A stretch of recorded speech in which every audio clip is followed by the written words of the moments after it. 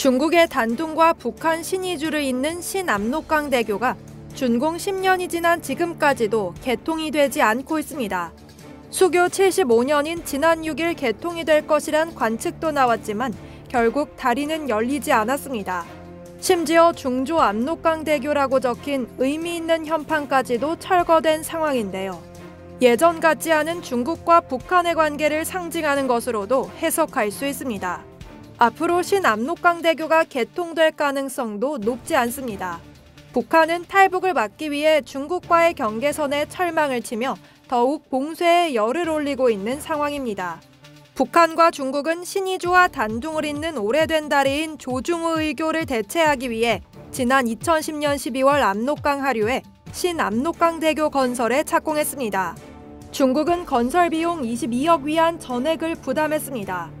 교량 본체는 지난 2014년 10월 완공됐으나 중국의 소극적인 태도와 북중 관계 경색, 신종 코로나 바이러스 감염증 등의 여파로 개통이 미뤄졌습니다.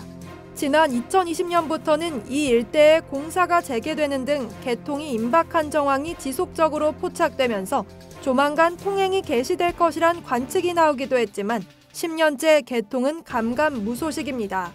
길이 3,030m의 왕복 4차로인 신압록강대교가 뚫리면 코로나19 여파로 급감했던 북중 무역 회복을 넘어 교역이 급증할 것으로 예상되지만 최근 북한이 러시아와 가까워지면서 중국이 거리를 두는 모양새입니다.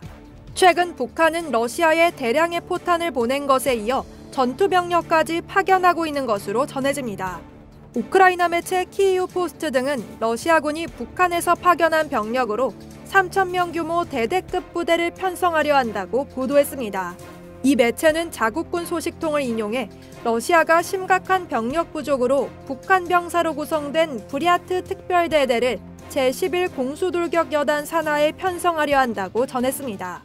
이 대대는 북한군 최대 3,000명을 포함할 것으로 예상되며 이미 소형 무기와 탄약을 보급받고 있는 것으로 알려졌습니다.